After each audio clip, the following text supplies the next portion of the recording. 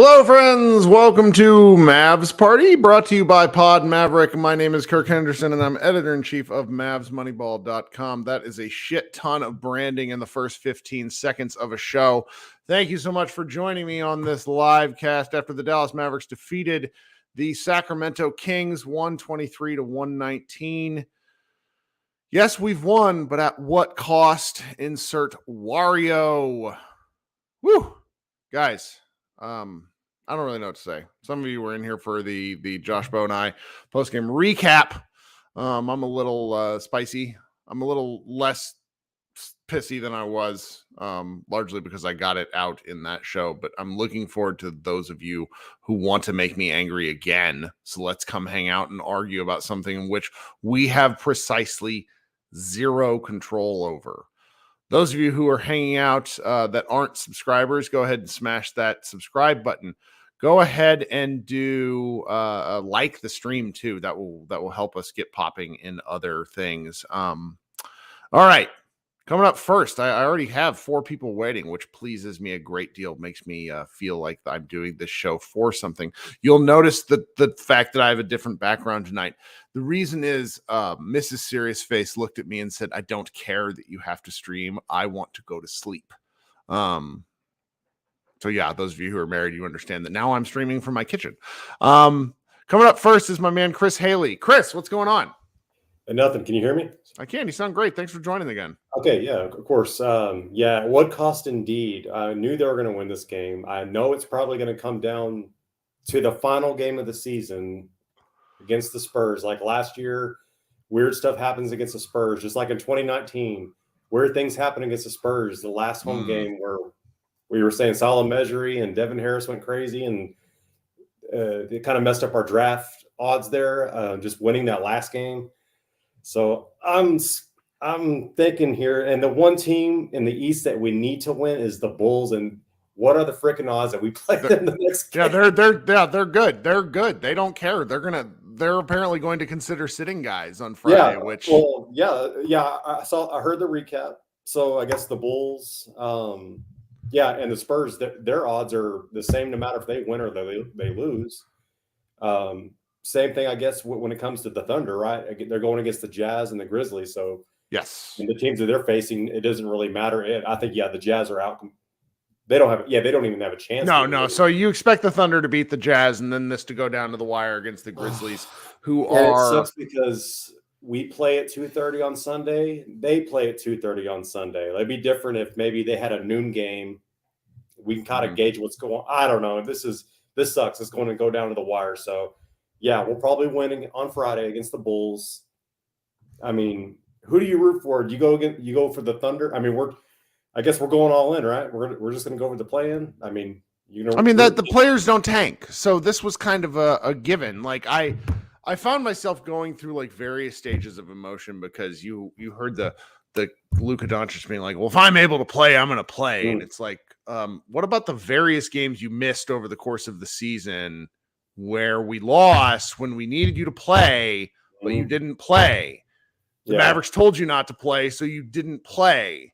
Like I was trying not to get too upset about that because all the various and look, my Slovenian followers, my European followers, I love all of you. You guys are wonderful people. But everyone who talks like they know what's going on in Luka Doncic's head drives me crazy. Like what he didn't play in Cleveland when like Cleveland has the biggest Slovenian diaspora in the United States. And there was like a kid who flew 6,000 miles to go sit at the game and Luka didn't play. If he wasn't, the Mavs don't want to tank. That's fine. What we're on though now is like a path that I feel like there's a landmine in front of me, to the left of me, to the right of me. And there's no way to avoid it. I think it's going to go one way or the other. I think we're either going to miss the play-in and have the Bulls win, or I don't know, man. The nuclear option is we miss the play-in, and then there's we end up being 11th seed or 11th. Oh, that's the single funniest outcome. Like the single funniest outcome is we miss the play-in, or we get into 10th, we lose the first game, but we're still in 11th place, so we send the pick to New York. Kyrie Irving decides to go sign elsewhere, and we're just sitting here holding ourselves. We win the Bulls game, and the Thunder win their last 2 games, and the Spurs, for some reason, When was the last time they beat us? It's probably been a couple of years, right? I don't know. Yeah. I technically count that overtime win earlier this year as a loss. What if they beat us, God? And I'm looking at my phone right now, takeathon.com. How is so right now at the season, I don't know if this is accurate. I'm looking at it. It says that we would have the 12th worst record. How is the Bulls or how is the Thunder ahead of us in that regard? Because I thought they owned the tiebreaker against Don't them. ask me to do math. It's 11:07. What are you doing? This is just mean. Well, what about the Bulls though? Like, if the season ended and we're tied with them, Coin flip. How would they? Coin flip. Seriously, they would do a coin flip between the teams, like it's 1972, and we have no better way of solving 50-50 opportunities. It's great. But lastly, here's the other way it's going to go. We hit this hot streak. We end up making the play-in. We knock out the Timberwolves or the Pelicans. Then we got to play the Lakers, the Clippers, and we get revenge maybe on the Clippers, get to the first round. And honestly, I mean, I think Jokic would, kill us in the paint, but I'm not really scared of the Nuggets, to be honest with you. Yeah, they're playing like butt right now. They give me Rockets last night with Jokic playing. So I mean, they give me strong 2007 Mavericks vibes where we had won. We went on like a 52-4 stretch, and then they just played kind of 500-ish basketball the rest of the way. Lose like our first 5 or 6 games that season, and yes, they went 0-4. Then they went 52-4, and then they played mediocre basketball the rest of the way. And then the Warriors in the regular season beat us every single game that year, or at least 3 of them. They were the worst possible matchup. Like those guys beat us like we stole something that year. That was bad we beat for them Dallas. Once, so it ended up affecting us or affecting them. It was something. It was the very last game of the season. Yes, like exactly. And it affected them where they ended up facing us in the first round instead. And then, that was a worst possible matchup for us. Obviously, that sucked. 06, 07, all those kinds of memories. Let's revisit pain. Yay! Yeah.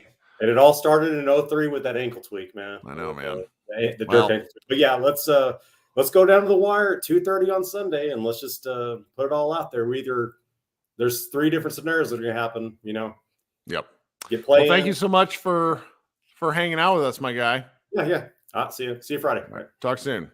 So those of you who are watching on the live stream, do me a favor, go ahead and give it a like, give it a share, subscribe, that sort of thing helps. We got a lot of people waiting. This is more people than we've had before, at least at one time. Kind of, I think we have it throughout the night. Coming up next is my man Brian, a regular who joined the podcast. What do we call it? The Spotify Lives late, but now he's here with us. What's going on, Brian? Yeah, man, I'm glad to finally be here for the first YouTube, my first YouTube stream. Isn't it cool? You can do it from your phone still. It is really nice. Because I'd done this before. I think with a different program, or like with another friend who had a podcast who was doing streaming, something like that. So I was wondering if we were ever going to move over here. So yeah, this is nice. What is not nice is we are on a speeding bullet to hell. We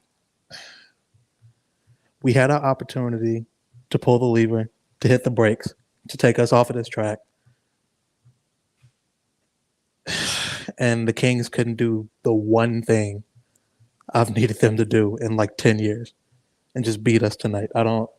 Yeah, I sent lots of nasty DMs to my various Kings friends that I have over the years. It was the only thing that got me through it. Yeah, I will never be mad at Mavericks players for winning basketball games. Right.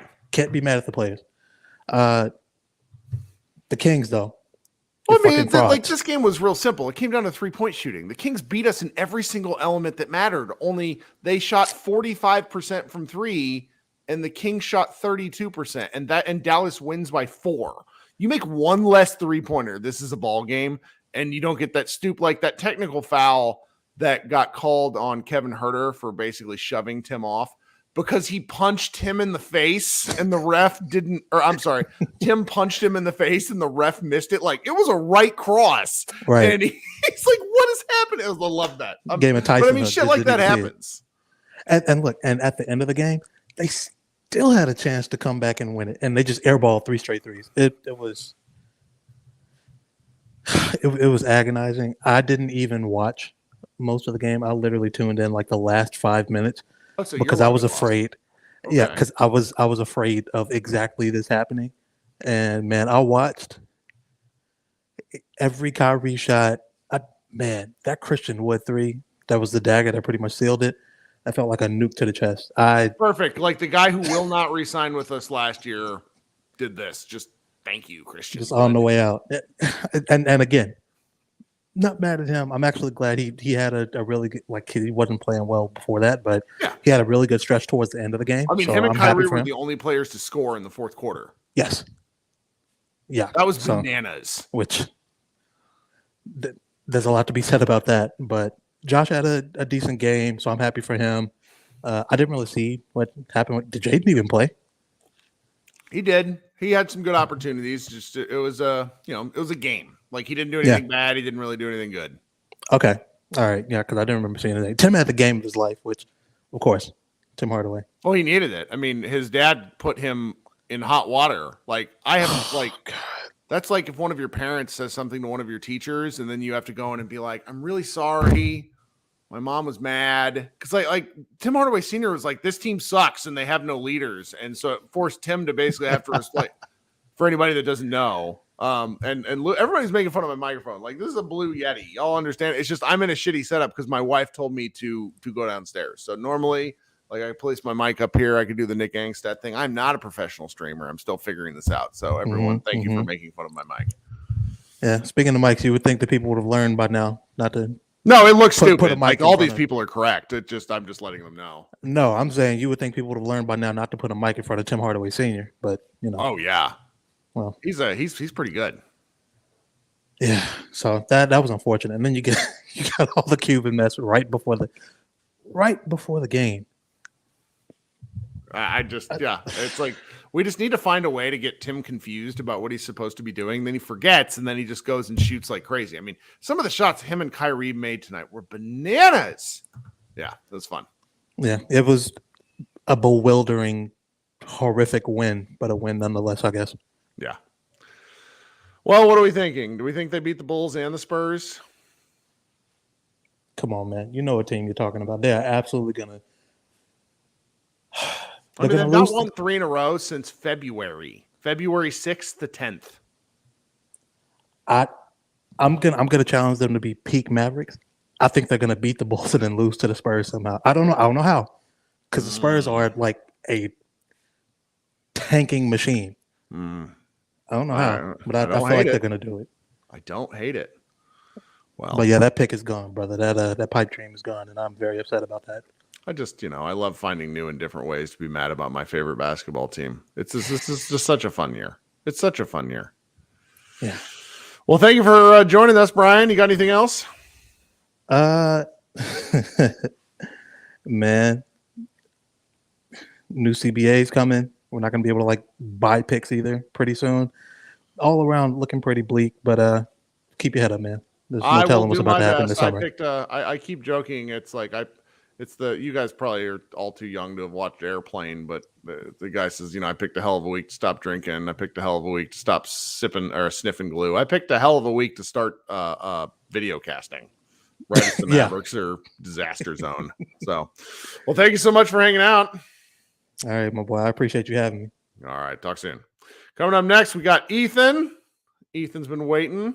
Anybody that isn't familiar with how to join that is in the YouTube channel, go ahead and click that link at the very top of the saved comments, and it will put you in a waiting room. Then you can hang out for a few minutes, still listen to the show, and you will get to come up. I bring basically everybody up on stage as long as you don't literally show your ass, and then we'll be fine.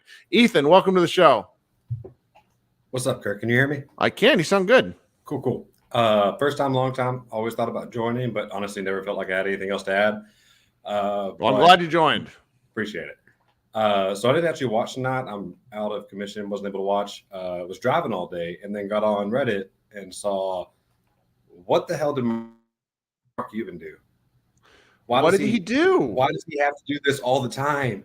Like, I'm a forever Mark Cuban hater. I'm not going to lie. Like, I know a lot of people like to defend him. I can't stand him. I was about to come on here last week and say, as bad as we are, he's finally shut up. He doesn't want to talk because we're bad. Now, he proved me wrong. I wish I would have never said that, because now he came out and talked. It's just, I can't stand it. I heard a theory on the 77 space. I think it was 77 Spaces show before the game that essentially the reason he felt the need to go talk tonight was because Tim Hardaway Sr. put the Mavericks on alert about the status of the team and kind of blasted them. So he felt the need to respond in some way, shape, or form. But I just don't understand, because for people who don't, for like the casual fan is going to like Cuban taking responsibility, which he did. The hardcore fan, and really anyone with management experience, is going to know, like, when the CEO messes with like the job of the people that he pays to do, the results are going to be funky. You know, it's not his job to go be general manager. And I just, I don't understand a lot of what the Mavericks have done for going on several years now. And I've talked a lot in recent podcasts about how I don't think the Mavericks understood why they won. I do think Mark understood why they won. Like, he's not dumb. It just, this is all so frustrating. And I don't know what to do with kind of the feelings, because as everybody keeps pointing out to me, he's not going anywhere. No, at this point, like, I keep seeing him compared to Jerry Jones. Like, that's an insult to Jerry Jones, honestly. Like, they put together good franchises. I mean, they haven't won anything, but like, I feel like the process with the Cowboys has been good. I don't know. I don't know what to say about him. Like, I'm fine with the taking responsibility part, but like, what good could possibly come of like taking shots at Rick Brunson? Like, I don't understand. Like, that doesn't I made this point in the post-game show. I can't understate how bad it is to talk about a player's family. Yeah. I mean, just see zero upside. Y'all, like, Mavs Moneyball in particular has been hated on for being negative or whatever. And I've always been with you. And like, I just, man, like, I mean, the only good thing that can come from this season is that the casual fan seeing how awfully this organization's run. If I wasn't from Northeast Texas, I'd hate this team. Well, we're also tribalistic that what Mark does feels really good until you look at it from the context of the players. And I sometimes get frustrated with how much of a say the players have, because I root for laundry. I do root for players, but I want my team to be good. I don't want a player to be able to say, I want to go wherever I want because they make $40 million.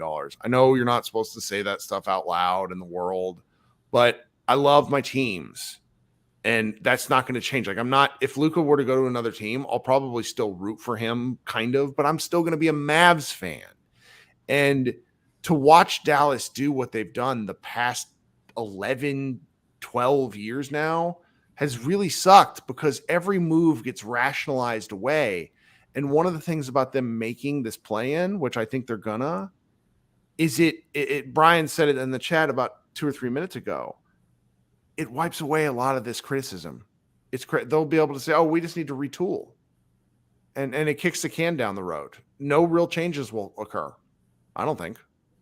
Well, it's a slightly off topic, but I would like to say how you mentioned, rooting for the laundry instead of the players. You're absolutely right. Like, people like to act like, well, it's all about, the players be able to choose what they want to do. I mean, the teams being able to trade players it's like owning an organization is like a chessboard. Like, you're making picks.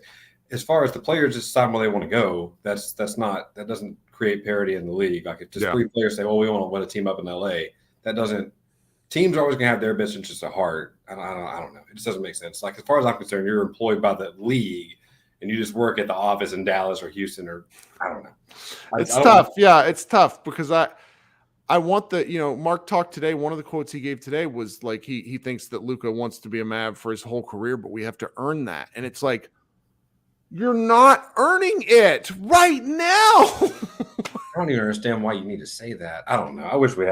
Sometimes I wish we had like the owner for the Detroit Pistons or something. I've never heard from Mickey Arison, the Heat owner, in my life. I've never heard from the owner of the Portland Trailblazers. You never hear from Peter Holt, the owner of the Spurs. I agree. I don't know. I've said on the Reddit post earlier today, I'm going to give up who I am.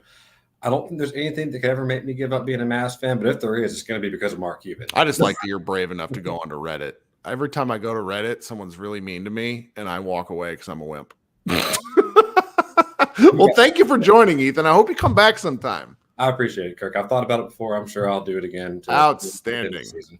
All right. Appreciate it very much. Have a good night. Yes, sir. You too. Okay, coming up next is one of the hosts of 77 Spaces on Twitter, my man Jose. Jose, you're staying up late. What's up, my friend? Not much, Kirk. So I'm gonna just be real. Bring transparency.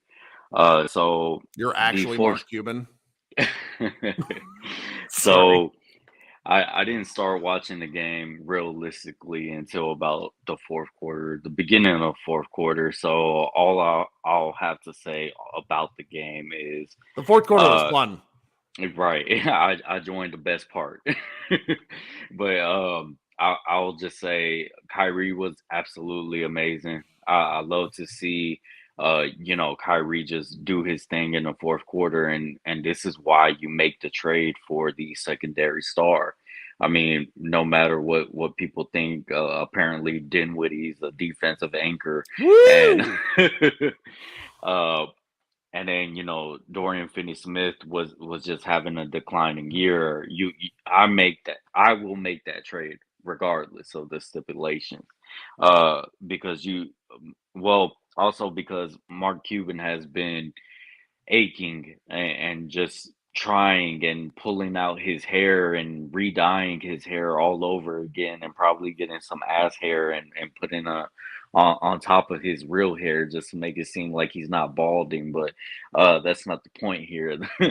But he's been trying to forever to get a secondary star, That's right. whether it was to pair with Dirk or now to pair with Luka. So I'm okay with the trade. I'm gonna stand by that regardless of how it plays out in all season. Whether Kyrie says fuck being in Dallas, I want to go somewhere else. I still think the trade was a good move.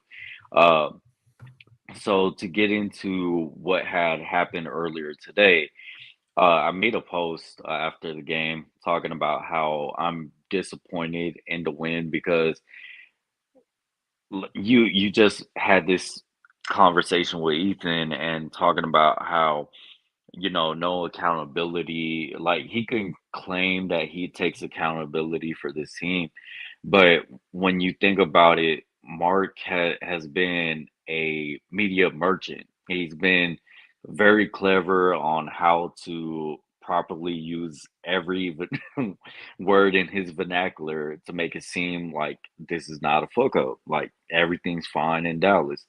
And when you have a season like this, it just goes to show, like, hey, you weren't right at all. Like, all the PR, the propaganda that you spread is just not it's just not working. Everything that could go wrong has gone wrong.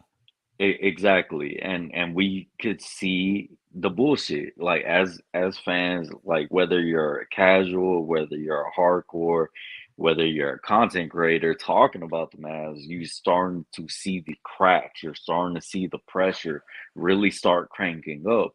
And I think this win is just going to take away from the real problem. And I just feel like if they make it to the play-in and they make it into the playoffs, there's not going to be real change. And how can you really get change with only 2 first-round picks going into the off season?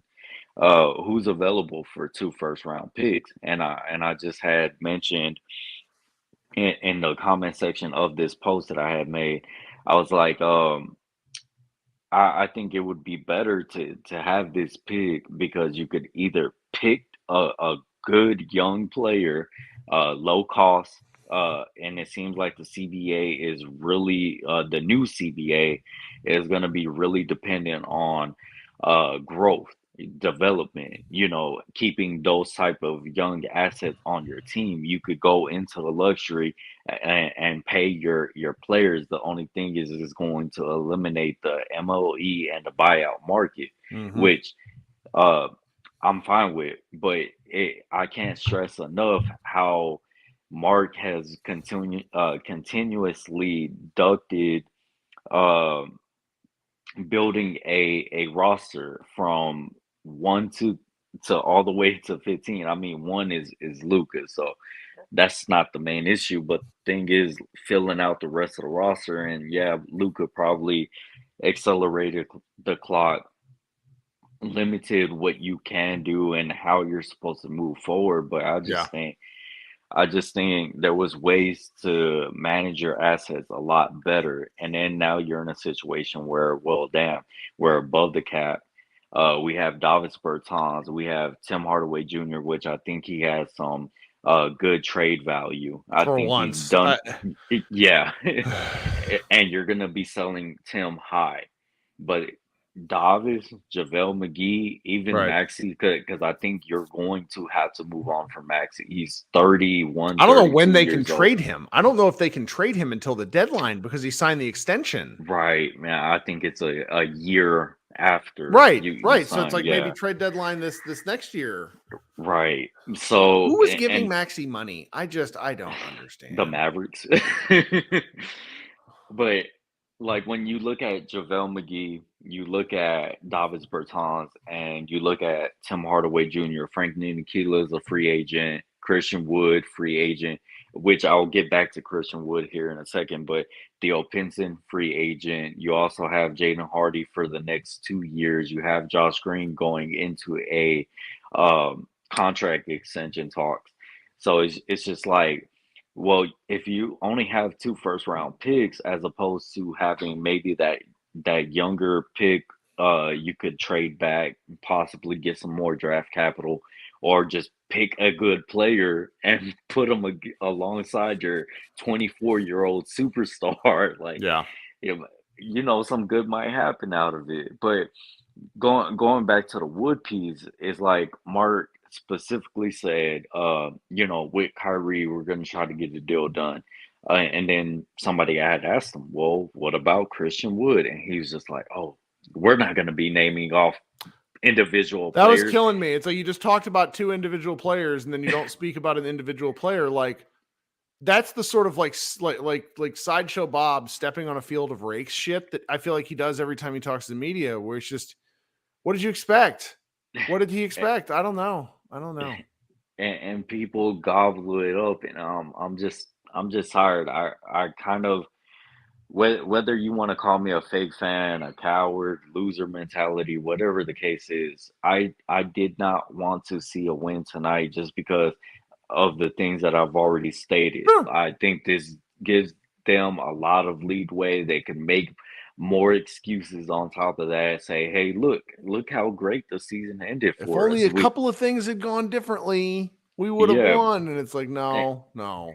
and I just need there to be real consequences. And maybe I'm expecting too much from a failure of a season to create some type of change. But that's what business these players and even the owner himself is in. You have to change. You have to build a roster going into next season with the hopes of getting past the Western Conference Finals. And I think this Western Conference Finals run has some of the fan base expecting more when I think they overachieved. I'm gonna Yeah. just be honest. Well, no, I mean, Because overachieving last year's fine. But they had found a blueprint. And instead of like building on the blueprint, they're like, what if we did something completely different? yo, not adding any more wing depth, but trying to bank on 33 or 34-year-old JaVale McGee and Christian Wood. I mean, I like Christian Wood, so I Yeah. can't say too much about him bad, but it's just like whew, you let Brunson walk, and all you did was bring in aging players Yeah. to replace your 25-year-old borderline all-star player. Yeah. That just carried you. I don't want to take up too much time, I Kirk. don't mind. I just Love it, Jose. I just don't feel good about this. I don't feel good about the win. I can't celebrate the win, and I can't be optimistic about a play-in or a playoff appearance. That's just where I'm at. And until we could somehow get rid of the current players on the team and bring in some youth bring in some athleticism, bring in the term that has been thrown around a lot, dogs. I don't feel confident that this team is going to be a championship contender. I know people will say, "Oh, Luka and some janitors could win the NBA Finals," but we've also seen limitations as to what Luka looks like around people who can't dribble, who can't create their own shot, who can't even play a lick of defense. Yeah. He put up a 40+ performance over 7 straight games. That's right.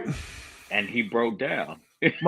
So shout out to my man CBA Mavs Scott. He's in the chat. Who it's like he woke up where he is on the other side of the world, heard us talking about Maxi Kleber's contract incorrectly, rubbed his eyes, and was like, "You know what?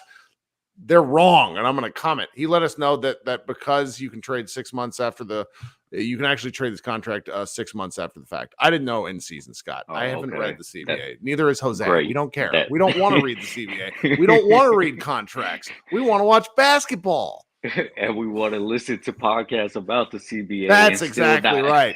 So I'm gonna switch because you're on your phone. I'm not sure you'll be able to see this, but I'm gonna switch the screen to a joke from the incredible Josiah Johnson on Twitter, Udoka in the Lakers locker room right now. And it's just an incredible shot because the Lakers just lost to the Clippers after a furious comeback attempt and they still lost.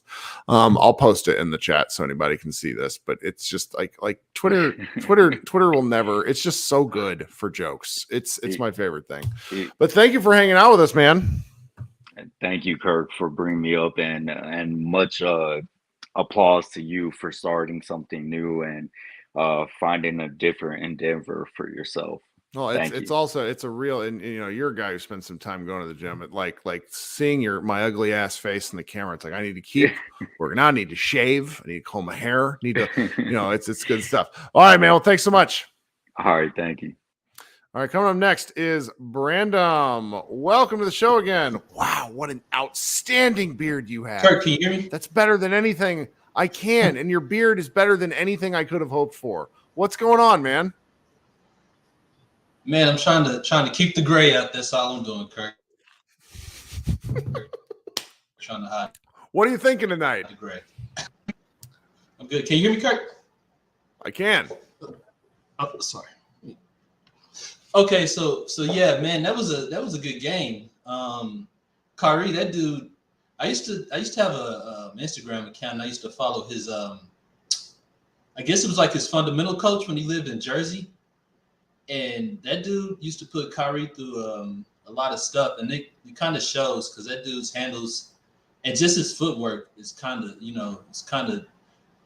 it's unseen before. It was one, I think it was like in the third or fourth quarter when he pivoted in the paint and shot off of his left foot. I was like, man, people can't move like that. Not at that small and over bigger guys. It was incredible. It is, and not even a fadeaway. He just shoots over dudes. It's just like, man, that's crazy. But his on the court leadership is a lot different than Luka's. It seemed like to me, I think the guys like Luka, and so they play for him. But with Kyrie, they play with him because he gets them more involved in the game, like the ball flow, giving them chances to shoot with confidence. And it was a couple of times where I was looking at like, I think Luka's going to take this shot as opposed to Kyrie. Kyrie would probably drive and kick it out.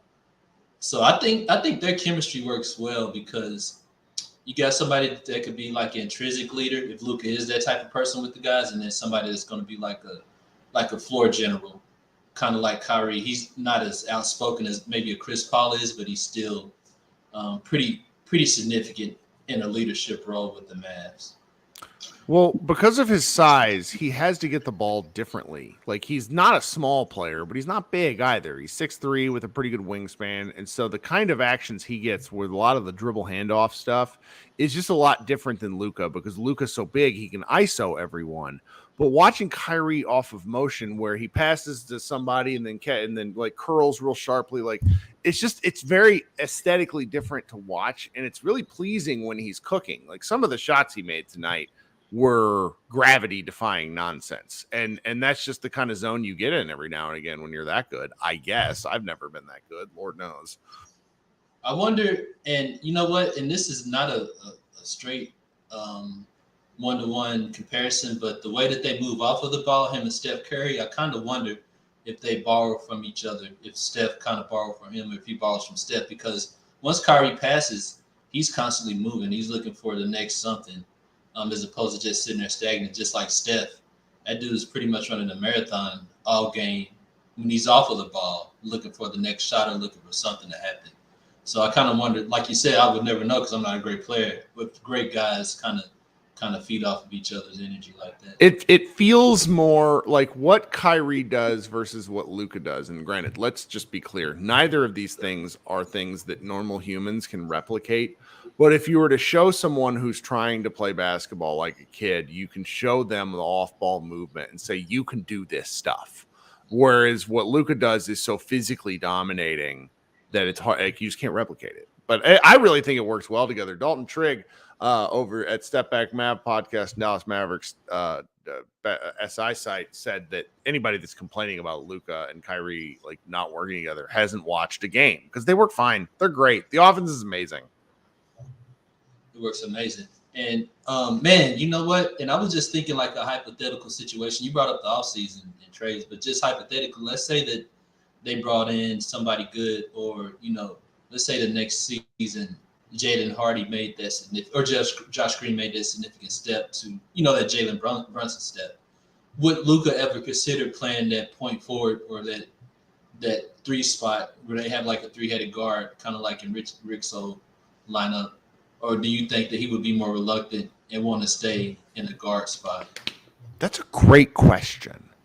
I think in a game like over a season-long thing, he'd probably say no because he wants to have the ball. But then you get to game 80 or 82, whatever the hell game it is, and he has, his thighs are bruised up, his arms need those cupping things, and he's just tired of getting beat on all the time. He'll probably say yes. So I think more ball handling and guys that can do, to use a football term, like be more multiple is what Dallas needs, because Luka can do so many things that I don't know if we've really seen him do. Like, he's a great catch and shoot guy. He's just not super comfortable with it. I still think him as the screener, he's made jokes about how he has a big body and he should be able to use it. It's just they need to convince him that he needs to do it, Right. So, and I think my pitch to him would be, why would it work for LeBron and not work for you being at that point forward spot?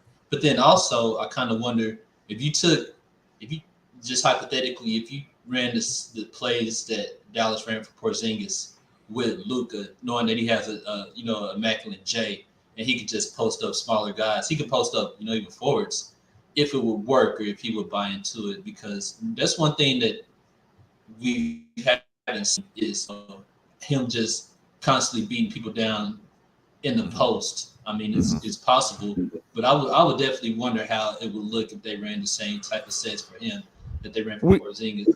We talked about it a while back when the Mavericks first got Kyrie, that with what the Nets did before James Harden hurt his hamstring, is James Harden was a point guard for 3 quarters, and then he was a sledgehammer in the 4th quarter. And currently we're kind of getting the inverse of that, where Luka's battering teams down, and then Kyrie's like he's a scalpel stabbing people in the 4th quarter whenever they're really cooking. I just think you have a lot of options. And what was nice tonight is that Luka recognized that Kyrie was absolutely on fire and did not hesitate to keep giving him the ball. And the Mavericks were perfectly fine with that. And I love that, because there's this occasionally discussion like, oh, well, Luka's dominating too much. You know what? I don't think it matters. These guys are too smart. They figured this stuff out given enough time. Yeah, I think the few times that Kevin Durant and Kyrie played together, that was kind of like implication of good, just 2 good players playing together, cohesively. Like I said before, I think it was one game whenever Kyrie is a playoff game, I think Kyrie dropped like 50, and even KD maybe had like 50. So it's possible. But, the downside is they got to give 80% of the points, for the Mavs to pull it out. So, That's true. That's true. Well, Brandon, thank you for joining us once again. Do you got anything else before I move on to the next guest? Yeah, just one more thing, man. Sure. You were talking about rooting for the jersey, and just real quick, I think I think I talked about before what made me become a Mavs fan, but back in the day, there wasn't very many options. As a sports, in Texas, you probably had regional stuff like the Cowboys, the Rangers. Some places had like Houston with Southwest Sports, and the Dallas Mavericks, and probably if you lived in the Houston area or San Antonio, you had the Spurs or the Rockets. But I want to say anything that's kind of Central Texas, above Central Texas, more kind of Dallas Mavericks. So Sundays, you would probably, this is before TNT. On Sundays, that would probably be the only time you could see basketball. Right. On ABC. So, outside of that, it was just constantly, only thing you could really see is the Dallas Mavericks basketball. And, back then, outside of Nolan Ryan, the Rangers kind of sucked. And the Astros sucked. And the Cowboys, this is the pre-Super Bowl, they sucked. So the only team that was really exciting was the Mavericks. So I think that's kind of what pulled me in. So, that's kind of my rooting for the team, kind of following them around for the longest. I understand. Yeah. That's good stuff, man. Well, thanks for hanging out. All right, Kirk, man. Thank you. All right. Let's go to my man, Brian Zillum, who's been waiting patiently. What's going on, Brian? Chief, what's going on? Well, just here. It's not too late considering how late we started. But what do you got for us tonight?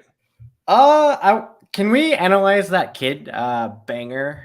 No, if you have it up, read it to us because I read it earlier. Well, I know you read it, but just there was so many one-liners from that entire thing. Like I thought, like Jason Kidd is actually really funny.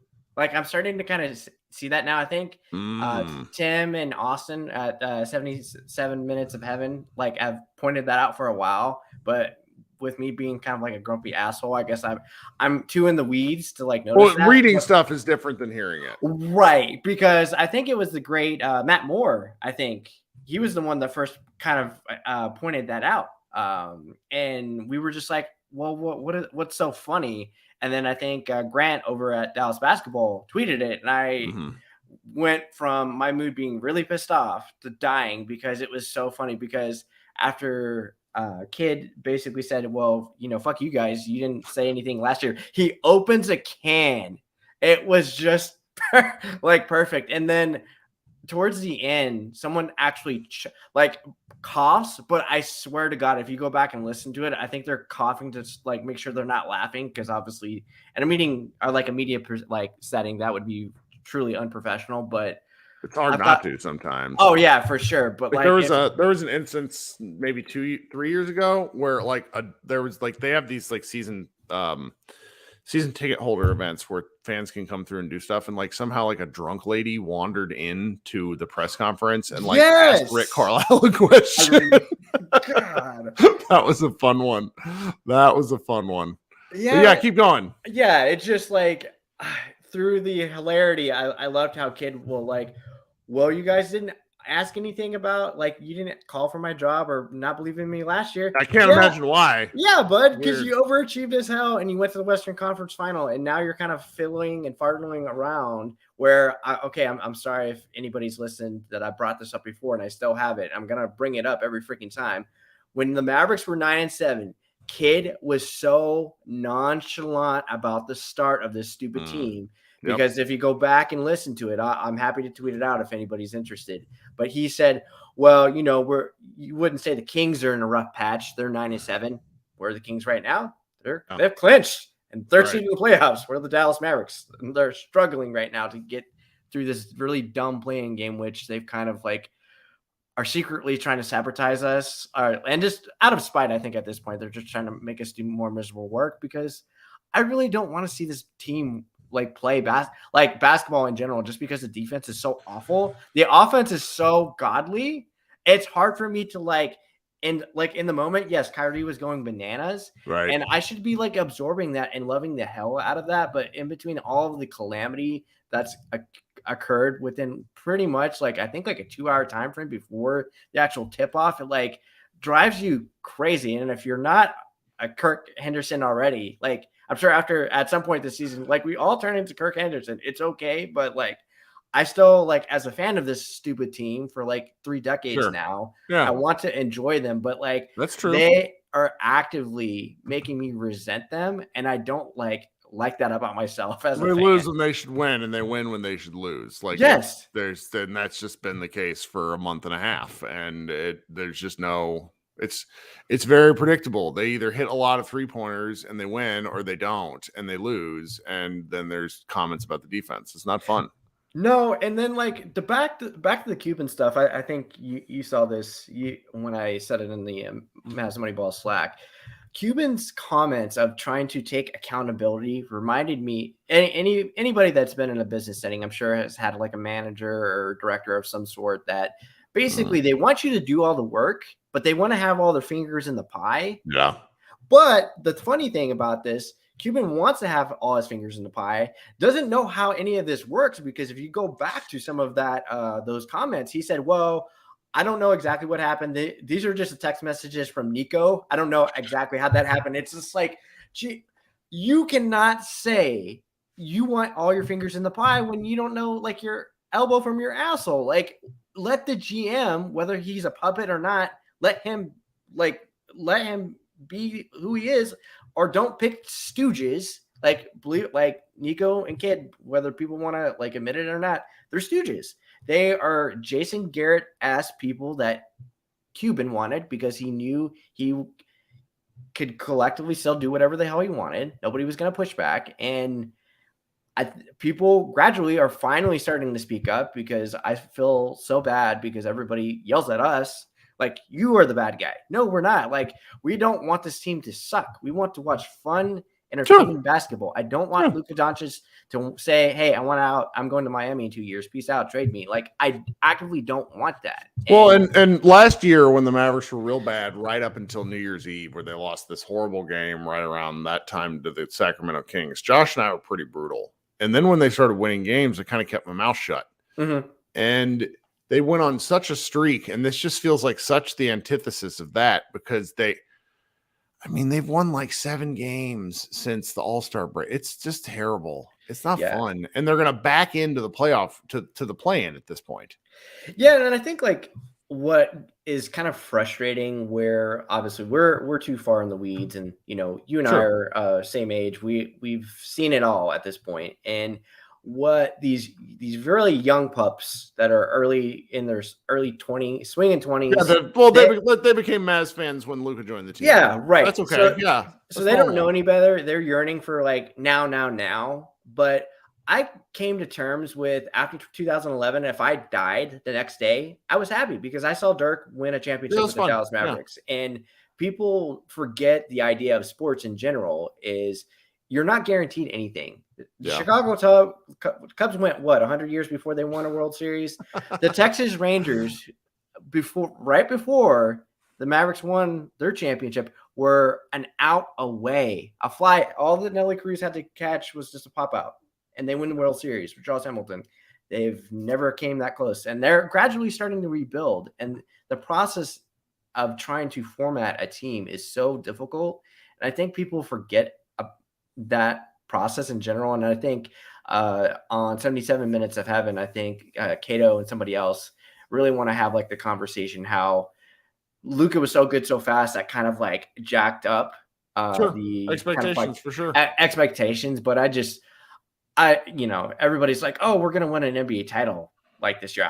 I honestly didn't think that. I kind of figured the Mavericks would do okay, but I predicted them to be first round fodder, because I didn't like this roster, because I've seen this roster for 5 years now. Like, why is Dwight Powell still on this team? Why is Maxi Kleber still there? It's just it's just nutty. And I don't know.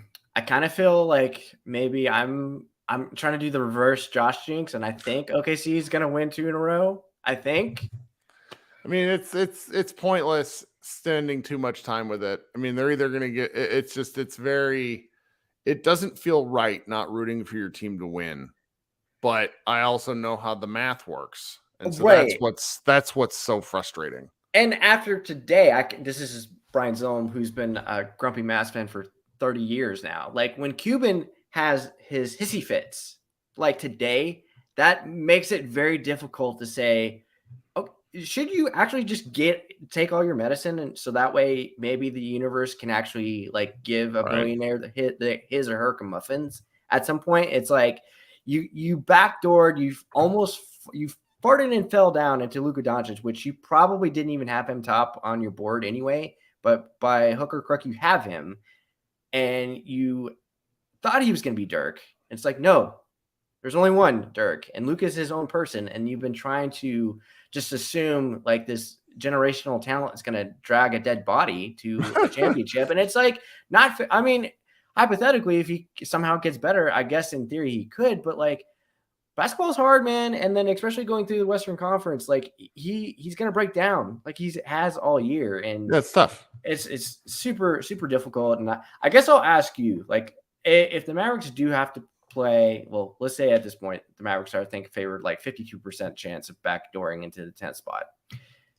Do you think Minnesota could just mollywop them? You don't think Minnesota could be? But now, no, I think Luka Doncic sees Rudy Gobert and he's that fat kid saying chicken. He's fried chicken, and just kills him.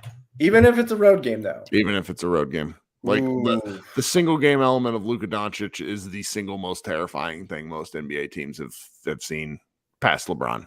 I'm sorry, he's that scary. Now, what would be funny if the Mavericks actually beat Minnesota and the Lakers lose, and then the Mavericks season gets sent home by LeBron? Yeah, now the Lakers thing would be much more, because the Lakers are much better defensively constructed to stop Luka. But yeah, that's where my head is right now. And you have to face LeBron in a must-win game, even very old LeBron at 40 years old, our age, essentially. He scored 30 points in the second half tonight, though, man. The dude is a monster. Stupid. He's just a monster. He's in win mode right now. He's Jaws. It's awful. I don't want to see him in a closeout game. Yeah. I will say the interesting thing is, I don't know how much Minnesota games have you been able to watch with your crazy ass schedule, but like Cat and Gobert are playing a little better together on paper. Obviously now I've not played a ton together, but yeah, not a ton. And it's unfortunate Naz Reid got hurt, because that guy, oh my God, like that's actually why I wouldn't count them, because I think he's the Jack Donaghy third heat that the Wolves would need, and he's not gonna play. So yeah. Well, I will say, at least with Cat involved in this equation, he's going to spread out people, and that's going to cause some problems. God forbid, if Cat's actually hitting his perimeter shots that night. You're right. Yeah. So, I mean, I feel like it would still be, I would push for Minnesota just because they have home court, and Dallas has been so bad on the road. And then, of course, Minnesota beat Dallas when they were shorthanded. Already true. Minnesota. So, I don't know. But I'll hop off, buddy. Glad I could join. Please, everybody, smash the subscribe button, Pod Maverick, and read a lot of. Well, there's going to be so many good. There's already like 4 posts up tonight about this game, so we're going to have a lot of Mavs Moneyball. But thanks for coming on, dude. All right, coming up last but not least is my man Rain. I think it's the same Rain that would call in from across the planet. How we doing, Rain? Yeah, not doing too bad. Not doing too bad. You have to suffer the rest of the day after this game. So what's going on? Oh, the usual conflicted. Don't want to watch because you don't want to watch them lose, and then you get mad when they win. That's right. On top of that, I know you said you don't really care about CBA stuff, but I heard on a podcast that the NBA decided that the Branson situation was such a fuck up that they're going to create an exception so that teams always have an exception they can sign a second round pick with, and also have them as a restricted free agent. I just think about that. The Mavs fucked up so bad, the NBA stepped in. Love it. And turned it a rule. And what's the bit that Mark Cuban pushed for it to be called the Rick Brunson rule, because that's the reason it happened. Oh my God. Yeah, no, I did read about that, and I didn't really have a ton, but it is so much of this current CBA, and I've actually read a lot about it. I just don't really want to, I'm not good enough about talking about it. I feel like a lot of the current CBA was created to solve specific problems that won't happen again. Like they did this thing where players can have ownership of a team, like they can buy into teams, but like the things about buying into teams is current ownership has to agree to it. So in my opinion, that whole thing was created to allow LeBron James to buy ownership into a team as soon as possible, like while he's still playing. It's crazy. Like they're not going to let like J.R. Smith buy a team, like buy 2% of the Grizzlies Stuff's nuts. But yeah, that the mark like the thing we created kind of as a result of the Brunson situation is so weird. And on top of that, which I know we've spoken about with other people, but what Cuban thinks going to happen when you're talking shit about players' family members, and when you're talking openly talking shit about not wanting to talk about re-signing certain players, a la Christian Wood, who the fuck's going to want to sign with the Mavericks? I don't know. That's the stuff. Like that's why I wrote that entire article where it's just like, please stop doing this. Please stop. Like, I understand his point. This is why I couldn't do this. I would be the exact same level of petty and angry and being like, you guys don't know what happened. The problem is the truth doesn't matter. And okay, so there's a Jason Timms, I forget the name of his podcast. He said, if you're a strong defensive wing who can shoot, or a good rebounding, somewhat okay defensive center, go sign in Dallas because that's what they need, and you'll get a ton of playing time, even if you're on a minimum contract. And he's right. That's exactly what they need. You could get a ton of playing time, but those players are going to look at this and go, is this an organization I want to play for? And I think, honestly, one of the benefits of keeping Kyrie might be that players move there to play with Kyrie. I think that's true because guys like him. But then that's going to be counterbalanced by having Mark Cuban shooting himself in the foot every way to Sunday. He's Steve Buscemi showing up with how do you do, fellow kids, and his it's nuts. Yeah, so with the pick, I, like many others, have probably become a tankathon-aholic. Click the button and watch it spin. But I don't understand how somehow, I don't know enough about the draft lottery, to be honest, how we're now constantly behind OKC no matter what, even though we have the same record.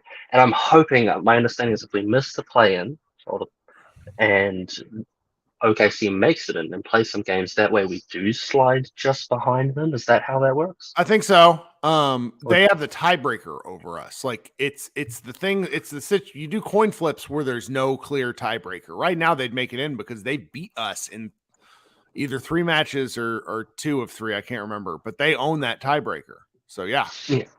So yeah, hopefully that works out. But man, if they miss, actually, let's go into it. What's the point of being in the plan? If we're being frank, anyone who's not a top 4 seed basically has a near zero chance of winning a championship regardless.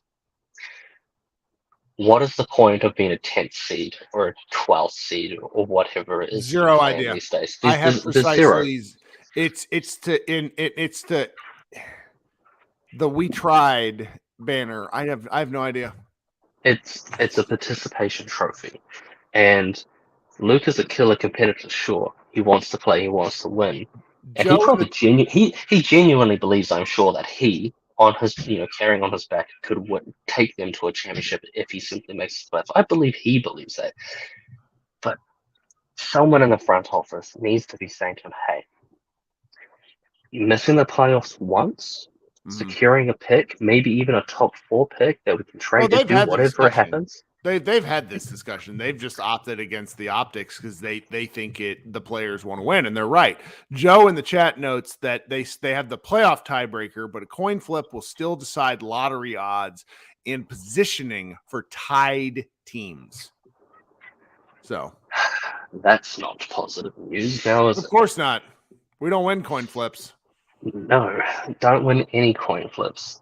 Though my Galaxy Brain take, I think I said this on the show, I definitely tweeted it out, was that Luka's missed, as a result of Luka missing so many game-winning shots this year. He doesn't have a single one.